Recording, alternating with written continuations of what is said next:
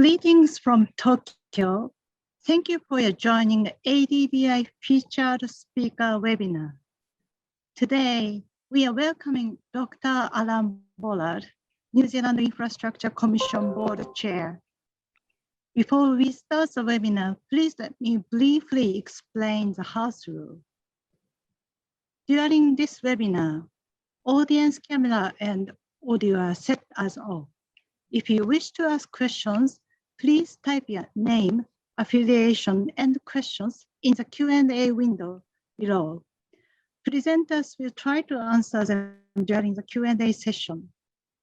Upon your attendance to the webinar, we understand you gave your consent on these terms as written here. Please note that the views presented during the webinar do not necessarily reflect the views or policies of the ADBI. ADBI does not guarantee the accuracy of the data included in the presentation and accepts no responsibility for any consequences of their use. Terminology used may not necessarily be consistent with ADBI official terms. Now, please let me begin by introducing today's moderator, Dr. Peter Morgan. Peter Morgan is a senior consulting economist and vice chair of research at ADBI. His research focuses on macroeconomic policy and financial sector regulation reform, financial development, financial inclusion, fintech, financial literacy, and financial education. Thank you for your emceeing this webinar, Peter. Floor is yours. Thanks very much, Kaori-san. Good morning, good afternoon, and good evening to all of our participants. I welcome you to this webinar on the role of infrastructure in the COVID-19 recovery, which features a presentation by Dr. Alan Bollard, who's the chair of the New Zealand Infrastructure Commission Board. So we have a rather packed program into this 1 hour. First, we'll have opening remarks and introduction by our Dean Tetsushi Sonobe. Then we'll have a keynote speech by Dr. Bollard. We'll then move to a panel discussion, which will be moderated by Dean Sonobe. And then we'll have at the end questions and answers from the audience. So without further ado, let me pass on the floor to Dean Sonobe. Okay. Thank you, Peter. Good day. It's my great pleasure and honor to welcome Dr. Alan Bollard to ADBI as today's ADBI featured speaker. He may not need an introduction because he's famous, especially in Asia and the Pacific, because he was the executive director of the APEC Secretariat from 2013 to 2018. Before joining APEC, he was the governor of the Reserve Bank of the New Zealand for 10 years, from 2002 to 2012. He has been a professor of practice at Victoria University of Wellington's Business School, and he has been the inaugural board chair of the New Zealand Infrastructure Commission since its establishment in 2019. He is also an external member of the editorial panel for the ADBI book series. Now I'm giving the floor to Dr. Bollard for his keynote speech. Dr. Bollard, you have about 10 minutes. Thank you very much, Dean. Thank you for giving me the opportunity. Good afternoon, everybody from New Zealand, late afternoon here. I'll talk briefly about infrastructure in the Asia-Pacific region. And of course, we start with very developed economies like Japan and Singapore and South Korea, where the growth path has been partly driven for some years, for some decades, on infrastructure investment. It's gone in pace with urbanization. In economies particularly like Singapore, they've taken advantage of the fact that they can have central control over investment decisions. They can move very fast. They can access quite cheap construction labor. and they've got a good flow of savings to fund these investments.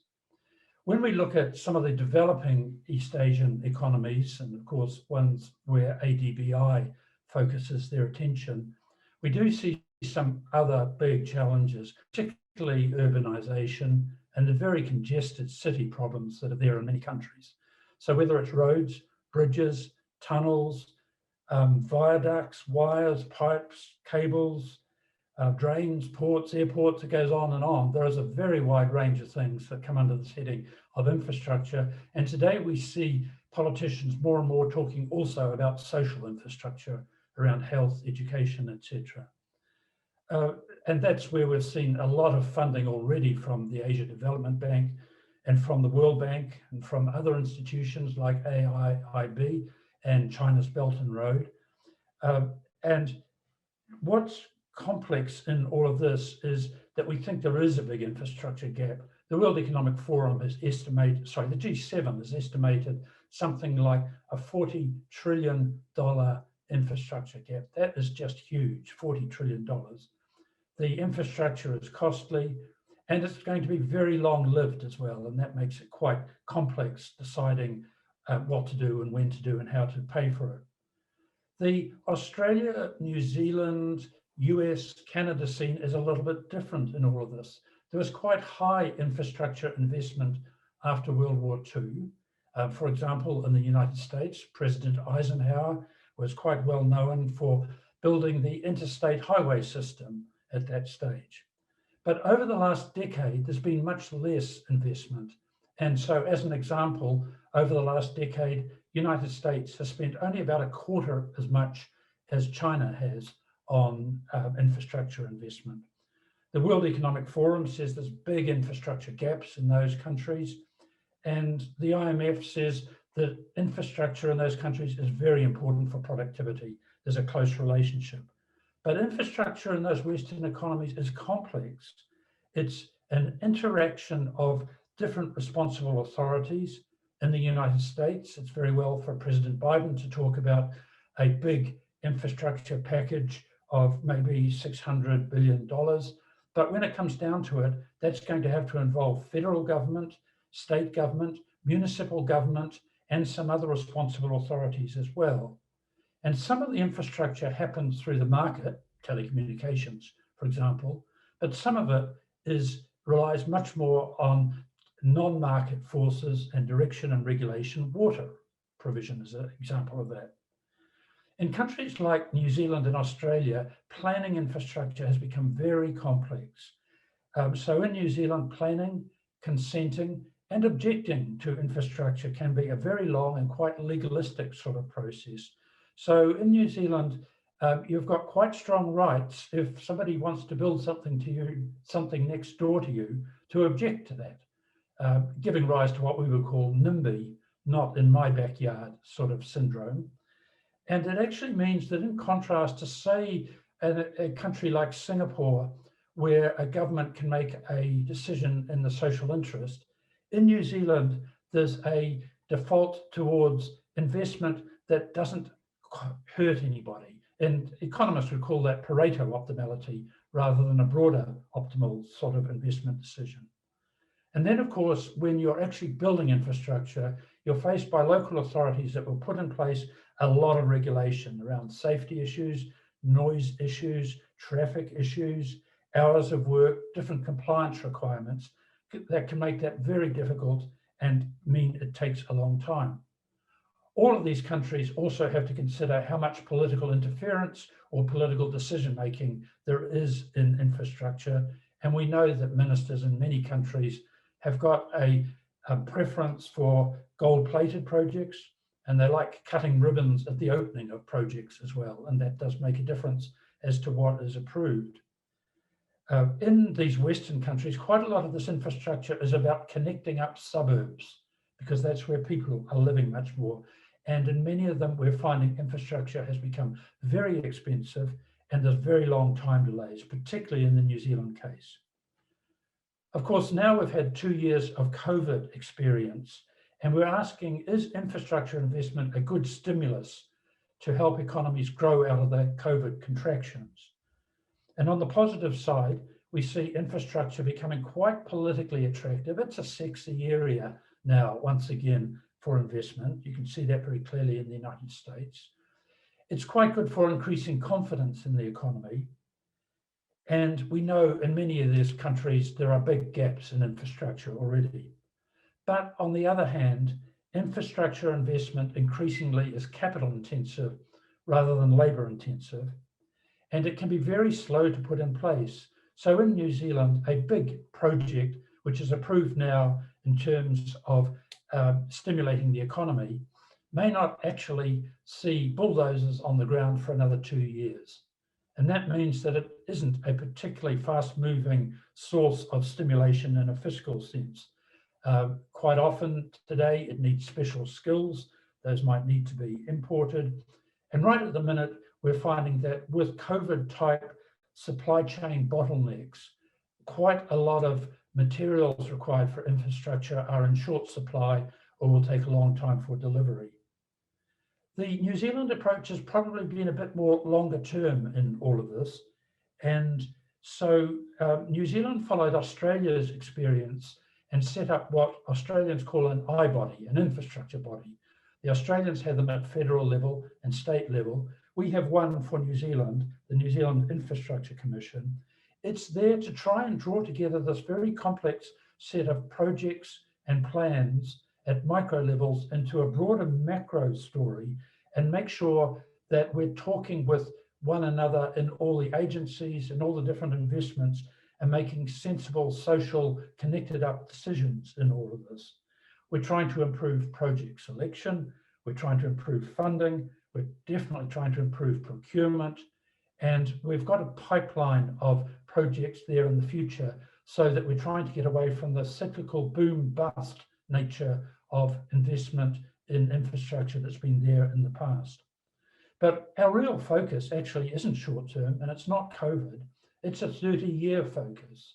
And over that 30-year period, we're very interested because we're driven by climate change, by demographics, and by technology change. So demographics, younger population, change in where people live, that's got a lot to do with what sort of investment they need in infrastructure. Will they be using public transport? Where will they be living? All those sorts of things.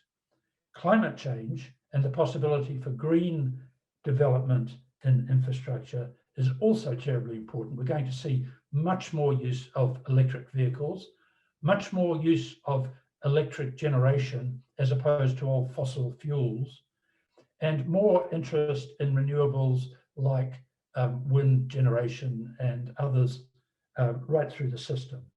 And then we also will be helped by the fact there's a lot of technological new possibilities that are around. We're talking about new digital electronic monitoring devices that can tell you much more about traffic flows, that can tell you how much we're using existing infrastructure and can tell you about how to use that better. And this has obviously got implications around car usage, transport usage on roads, but it can go a lot further than that. And it can feed quite interestingly into the last issue that I would raise, which is a very important equity issue. We don't always think about who infrastructure is helping and who is going to pay for it, and indeed how it's going to be funded, and whether or not we're going to see taxation being used to fund it, rates on local body taxes or special taxes or levies or market prices or other market arrangements. And we've got a lot of new possibilities on doing that, because it is going to make a difference as to whether or not the current generation of users is paying for many of these things. Bear in mind, much of this infrastructure is very long-lived. Could be 50 years, could be 100 years. And so in that case, the burden needs to be spread out in a sensible, equitable way across generations. Thank you, Dean. I'll stop at that stage and hand over to you and the panel. Okay. Thank you very much, Dr. Bollard, for a very interesting speech, full of insights, very informative. Now, I'd like to start a panel discussion, inviting as panelists 4 colleagues at ADBI, Sitaram, Nera Hendrietti, Dina Asgharieva, and John Byrne. At the first round, of discussion. I'd like to take one question from each panelist and ask Dr. Bollard to respond to those 4 questions, which will be followed by second round questions. Sitaram.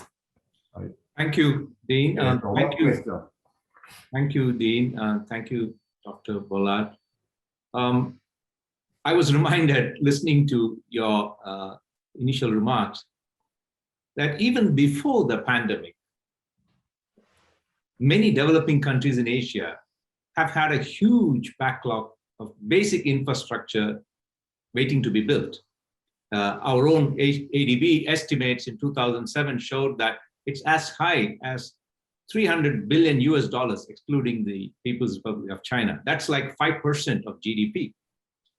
And that was even before the pandemic. So I would like to ask you, what are your views on what they should do now during the recovery period, as many were not, I don't know if they are not still able to prioritize infrastructure?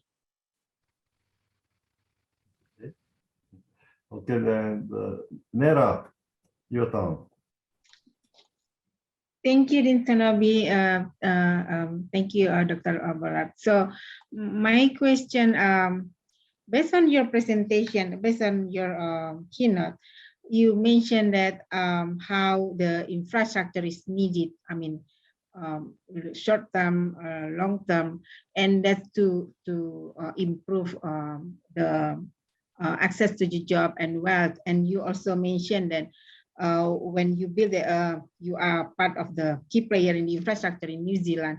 You also like making connection, improve funding, investment infrastructure, and then that's actually developing countries need to do too to improve their infrastructure development. And then, but to maximize that redistribution, and then, but you know, this COVID-19 crisis has shown urban development has been very imbalanced globally too. So in terms of the global forum, because for developing countries, I think the international intervention is needed. So in for the global forum like G20, G7 and APEC, and we used to be in APEC, what kind of collaboration and consensus they need to create to address these issues, especially for developing countries? Thank you. Okay. Dina. Thank you very much. Dr. Bollard, thank you so much for your presentation. I have a question about regional cooperation. I find it essential for sustainable development, especially for sustainable infrastructure. Like, for example, renewable energy is abundant in one place while demand is another place. Before this webinar, you gave us example of Australia planned subsea cable for exporting solar power to Southeast Asia, right? So here, a part of constructing expensive and innovative infrastructure, another problem is like to reach regional cooperation, right? In that, so how to promote regional cooperation? Thank you. Mm-hmm. Okay, and then John, your turn. Yes, thank you very much. So my question is about the optimal use of expansionary fiscal policy in cyclical downturns, such as what we have at the moment. So of course, infrastructure investment is typically aimed at addressing long-term structural problems, whereas what we see at the moment is the use of this type of fiscal policy to address cyclical downturns. So I wonder what your view is on the optimality of that type of fiscal policy. Thank you. Okay, thank you, John. Dr. Bollard, please. Oh, thank you for all those questions. Perhaps just the last one first. I don't think actually that infrastructure investment is a very good counter-cyclical tool, because it is not a cyclical feature, and because ever since the time of Keynes onwards, we've known how important it is that we don't end up with something that could accidentally be pro-cyclical. So if it takes a year or 2 years, or sometimes a lot longer, to actually get bulldozers on the ground after a political or a parliamentary decision has been made on spending, then really that's got nothing to do with the fiscal conditions that are in place at the time. We can all, of course, we've been through a very unusual time with COVID. We've all in one way or another, suffered huge contractions in the economy during part of the year. And that seems to, almost from a political and popular point of view, have led to a lot of people saying, surely we can spend to do something to get out of this. And sure, we can, but any decisions around spending on infrastructure should be long-term decisions, not short-term decisions. I think that's pretty clear on it. In New Zealand, we've had a government commit quite large amounts of funds. We were able to do that because we had quite a headspace in terms of low public debt. But one of those funds was meant to be spent on something called shovel-ready projects. That sounds good. And I can't criticize it because I was part of the committee doing it. But of course, when it comes down to it, many of those projects that we committed funding to back in 2000, at a time when the construction sector was worried about its future, simply haven't started because they don't use shovels and they weren't ready. Of course, modern infrastructure doesn't look like that so much. It takes a long time and it's capital intensive.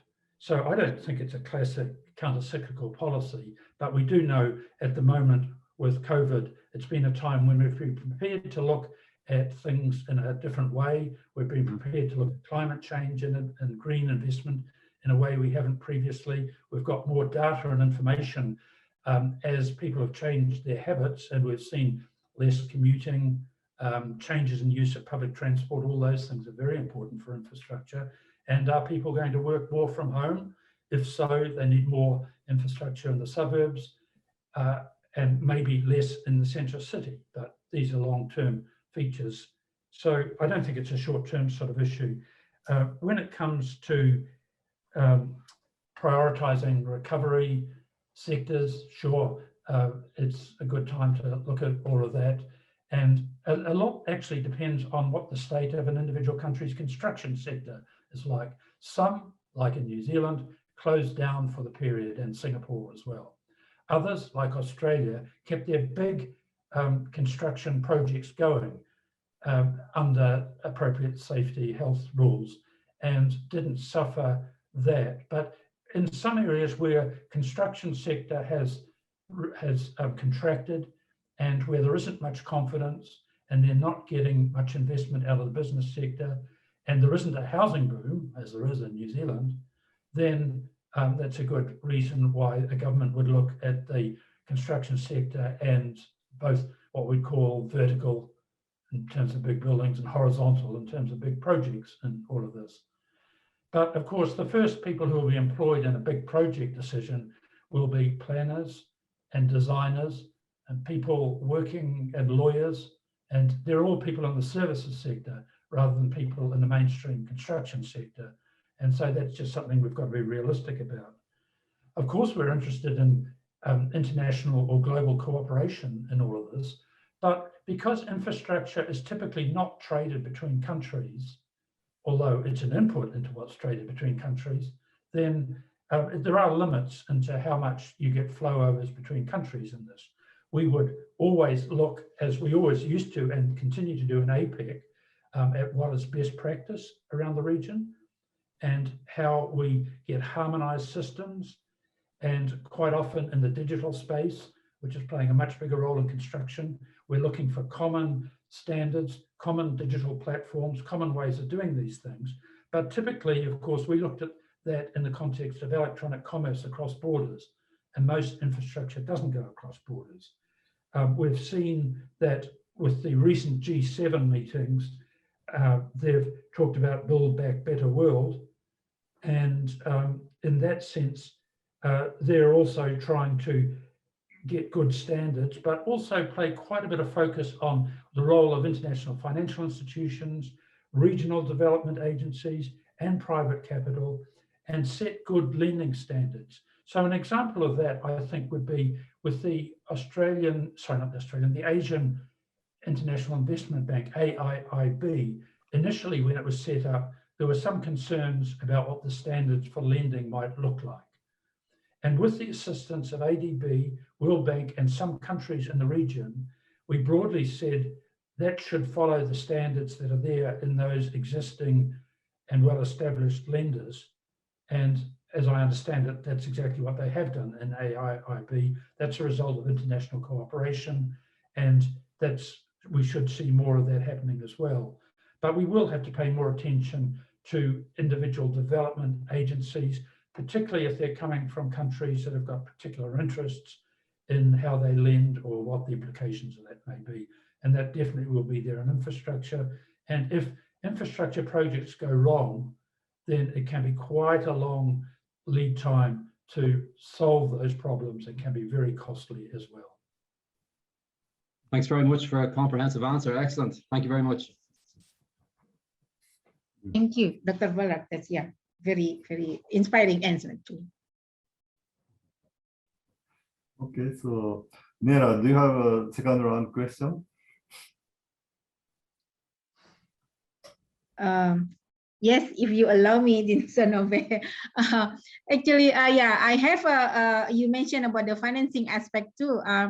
You know, in this post-pandemic infrastructure development, what do you think that financing aspect after the pandemic for infrastructure development? And you also mentioned like how the need for the social infrastructure like now, and then with the climate change, demographic, and digitalization, that's also affect what kind of infrastructure should be built, and then prioritization. So, and then, but you also know that COVID-19 pandemic tightened not only public finance, but also reduced private sector investment, since many businesses also try to save their current project from the collapse first rather than make another investment. So what a country do you think should do in terms of policy incentive, considering we cannot ignore the high multiplier effect of infrastructure for the economic recovery? I think that's my question, Dean Sonobe, and thank you. Okay. And I think that Peter will have one question. Yeah, Yes. I actually wanted to follow up on the point that Dr. Bollard mentioned about the role of international organizations and also the Build Back Better world. One hurdle that developing countries continue to have is the cost of capital. While cost of capital is so low in developed countries, maybe even negative in some countries, the developing countries still struggle from not so low cost of capital, particularly for long-term funding that we need for large infrastructure. And they kind of rely on international organizations to provide that funding, but there is a limit that they can fund. So I want to know, what are your views to address the demand for really long-term finance and large finance for large infrastructure projects the developing countries need? What is it that we can do? Peter Morgan, how about yes, you? Thanks very much.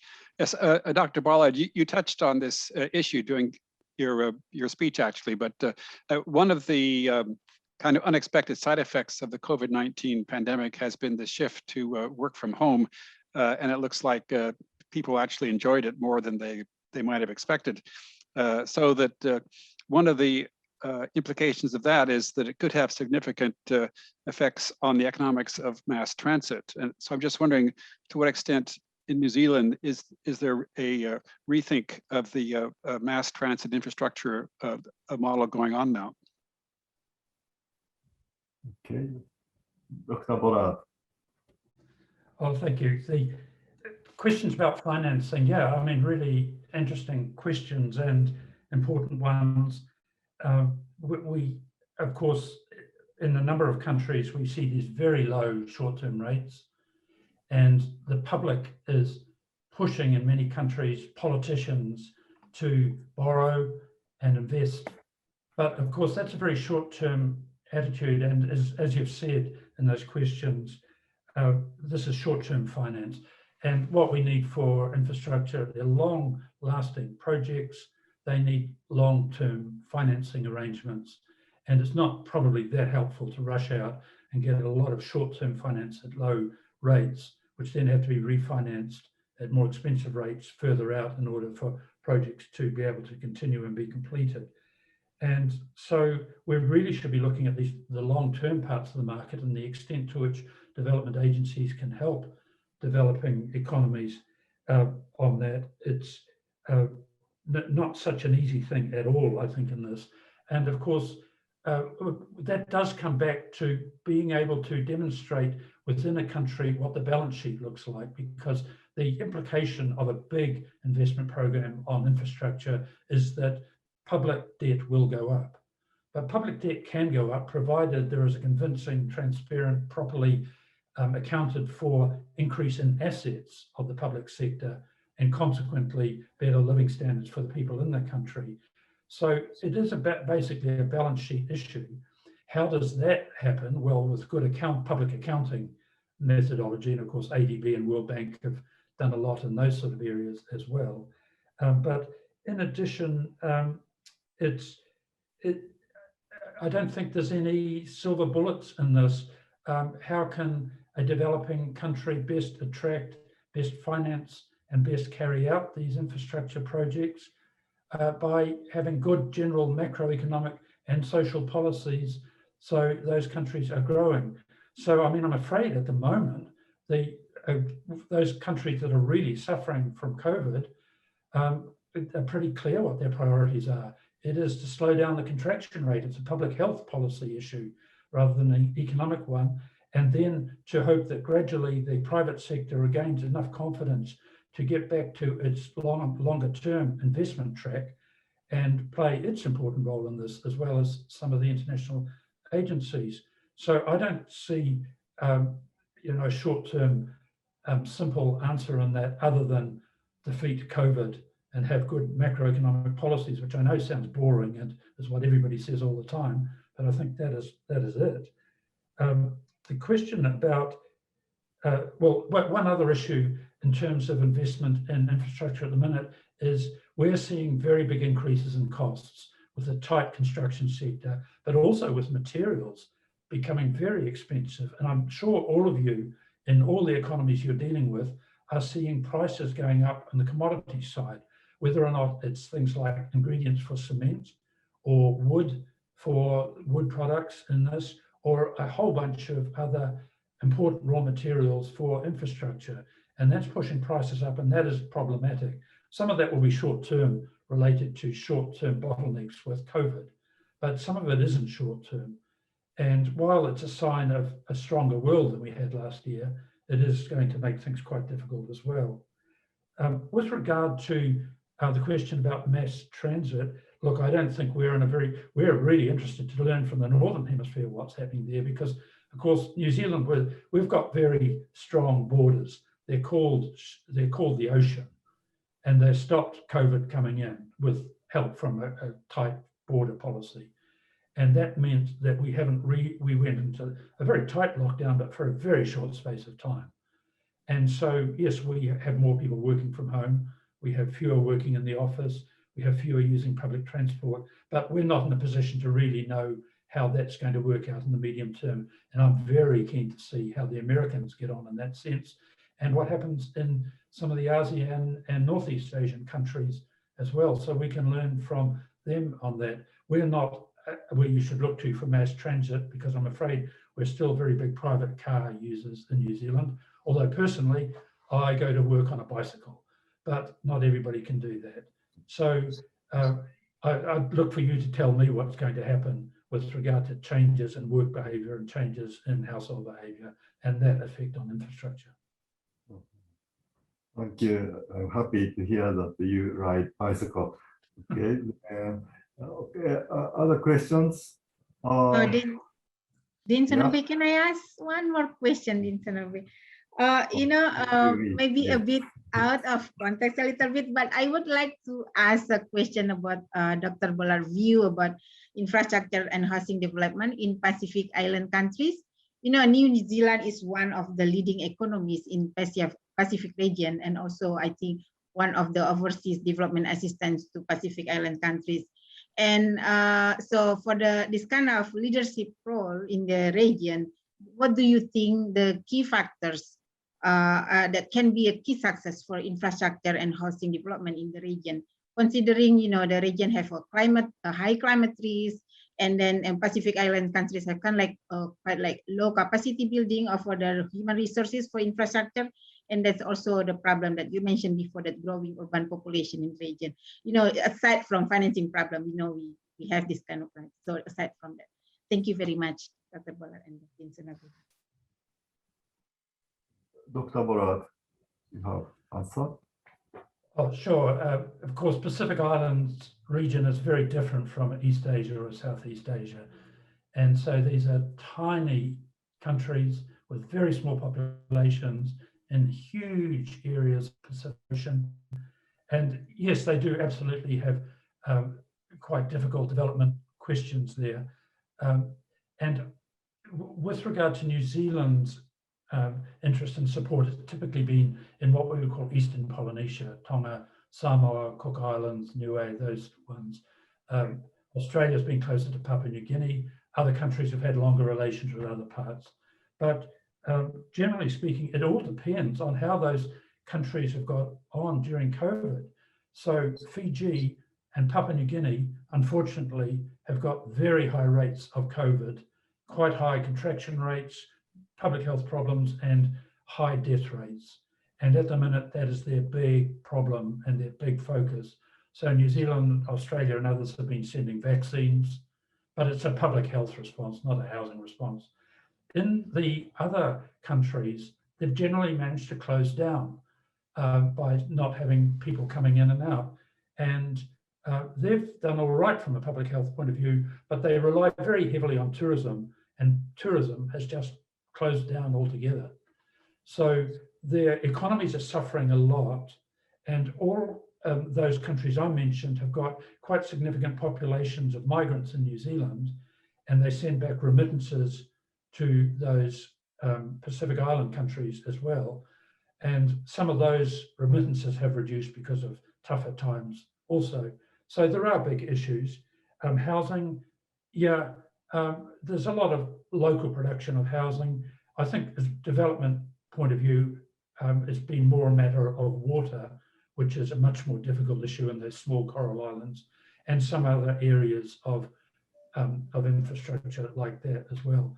Actually, New Zealand found that when we had a lockdown and people were shut at home, we went crazy in terms of wanting to rebuild our houses, to convert bedrooms into office space, to get better gardens, to have new kitchens, and to have new houses altogether. So we're now going through the biggest building boom we've ever seen, which is a little bit strange, but that's partly New Zealanders who used to be big travelers not being able to travel at the moment. So we're spending on housing. And that's putting, of course, costs up and putting quite a lot of pressure on the industry, but it's positive pressure, not negative pressure. Thank you very much. So when I was young, New Zealand was almost always ranked as one of the bottom among the OECD countries. But around 1990, I guess, the country had accomplished kind of some of drastic reforms in the public sector, and then succeeded in taking off from the bottom. And then Japan became the bottom. And then Japan always, trying to follow the example of the New Zealand, but never succeed. So I think the New Zealand people must be very innovative. And now the New Zealand has a new organization called the New Zealand Infrastructure Commission. So I guess this organization must have some intriguing feature. So could you explain what is the New Zealand Infrastructure Commission? Yes, thank you, Dean. Well, it's the New Zealand Infrastructure Commission is a government body which is independent, has a board, and is tasked with improving the delivery of infrastructure in New Zealand. Now, I'm here talking to you all, but our record of infrastructure investment in New Zealand is not a very good one. We have some good quality infrastructure, but we also have some big gaps, and our infrastructure is expensive, and it takes a long time to do because of our planning systems. So we're looking for ways to improve that. And you can be sure we're looking at a number of East Asian examples. We're looking at what's happened in Japan. We're looking at Singapore, which of course is a city-state, so it's a little different, but it's got a very enviable record in terms of making decisions on investment, working out how it all fits together. So of course you can build housing, but you need a lot of investment to connect that up with cities and suburbs and so on.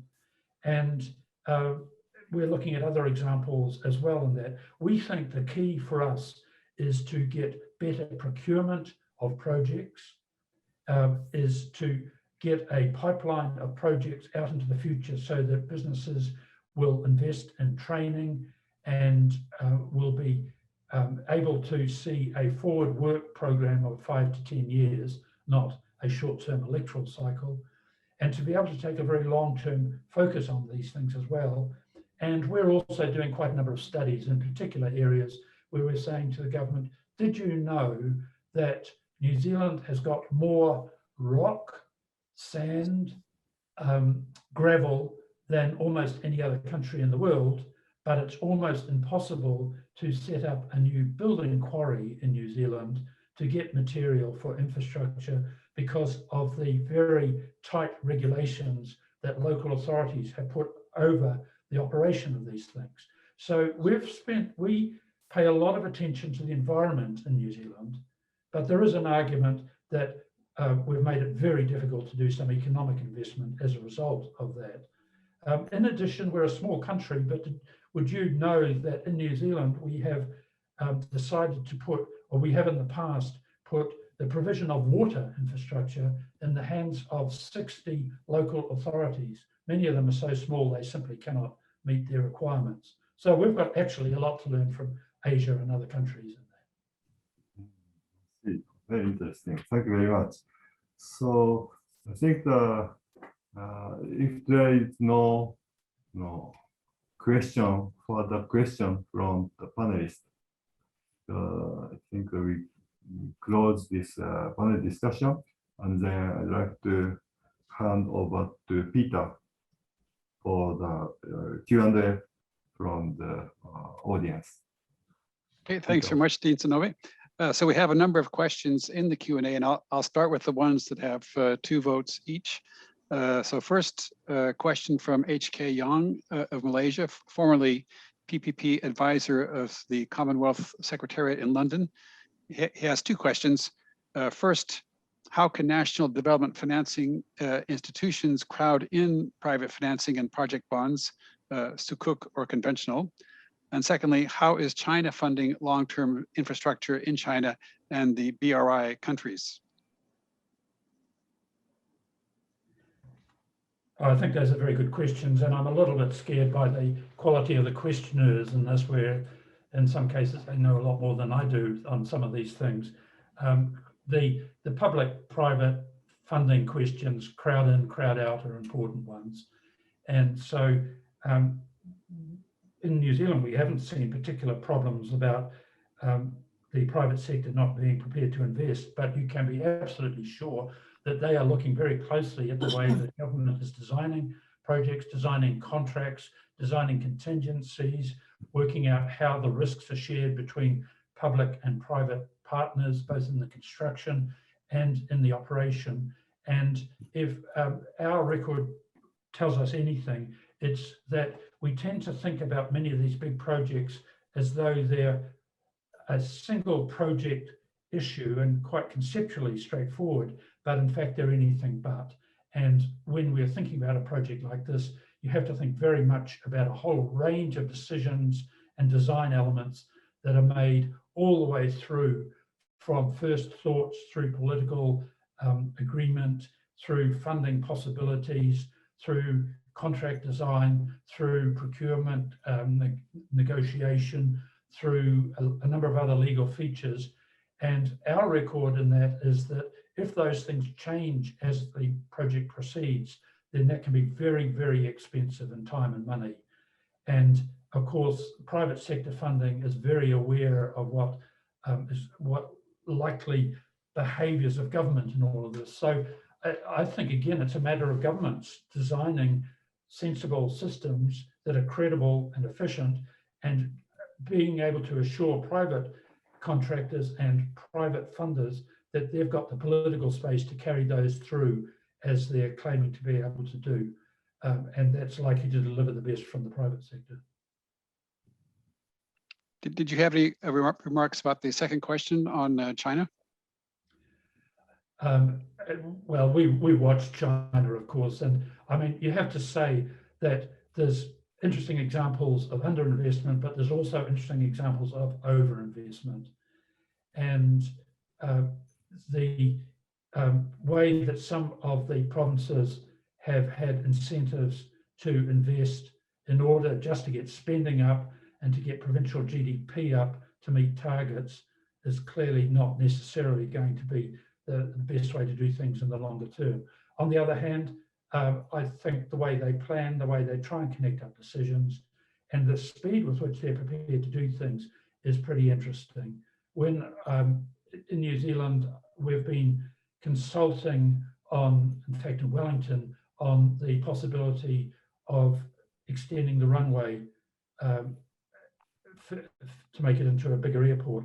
The time we've taken to consult on that, China's opened something like 30 new airports.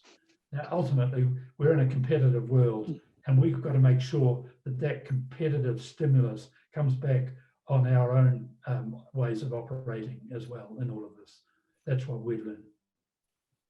Okay, next question from Alma Regalado of Miriam College.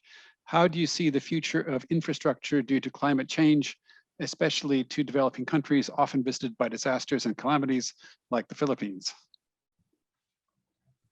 Yes, I think East Asia, well, and South Asia have got some really big challenges. And I know from an APEC point of view, when we used to look at the Asia Pacific region, in fact, the world, most of the challenges are in East Asia like that. With regard to the river flows and the delta areas where the rivers hit the seas, because that's where the populations are, it's where the agricultural economy is, it's where the issues around building dams, river flows, and rain patterns is important, and where saline intrusion from the ocean is important. And so I guess Japan, in a way, is an interesting example of this, because Japan, I think, in some respects, has had an attitude which is you can build hard infrastructure to protect yourself from some of these things, hence the seawalls and so on around much of the islands.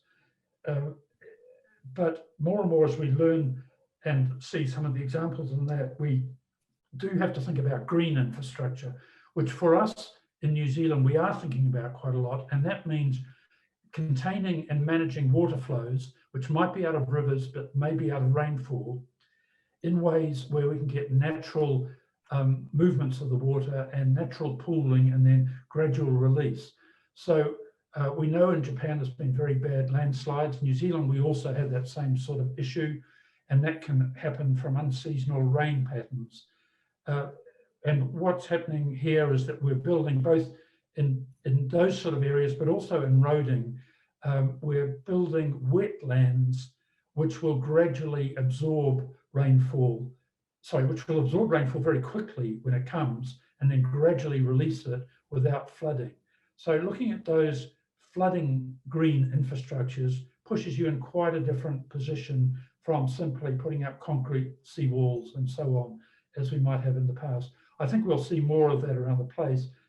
If you're talking about a paddy field in the Mekong Delta or something like that, then that is a different sort of approach, and there's going to have to be, as there already is, a lot of investment in plant selection and so on to withstand some of those issues. But new thinking on infrastructure is needed as much as old concrete-based infrastructure. Okay, the next question is from Nancy Elaria of the UST Graduate School in the Philippines. The pandemic affected so much of the inclusivity program here in our country, and I suspect that there will be more rural-urban migration.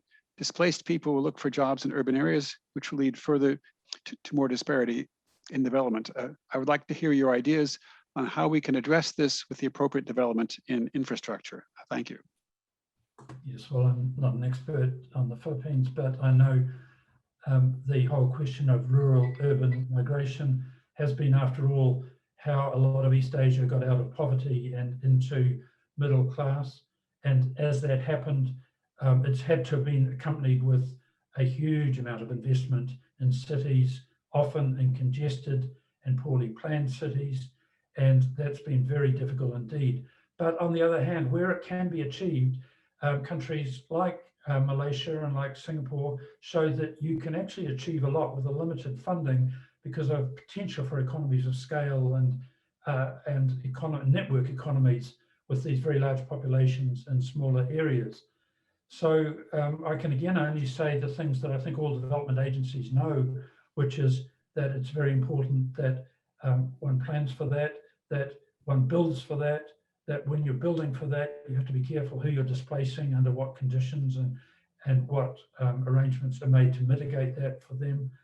And this is a long-term process, and there's some countries that have done this quite successfully, and we should be doing everything we can to learn from those. But quite often it's a matter of the amount of civic authority that an authority actually has. If they want to put new roads through, if they want to put water supplies into slum areas and other infrastructure, particularly around public health. Of course, public health, it's a bit easier to make social case on that now with the COVID pandemic around. Okay, the next question is from Henry Chan from the Cambodia Institute of Cooperation and Peace. COVID-19 highlighted the importance of digital infrastructure in a time of crisis. This area used to be private sector undertaking, but many telecom players are hesitant to invest in 5G as they have not yet monetized their investment in 4G. What is your view on digital infrastructure and the government's role to accelerate it, and talks on cybersecurity that may exclude some players? Well, that's being discussed right at the moment in New Zealand and around the region under the heading of APEC. New Zealand's hosting a lot of virtual meetings on that at the moment.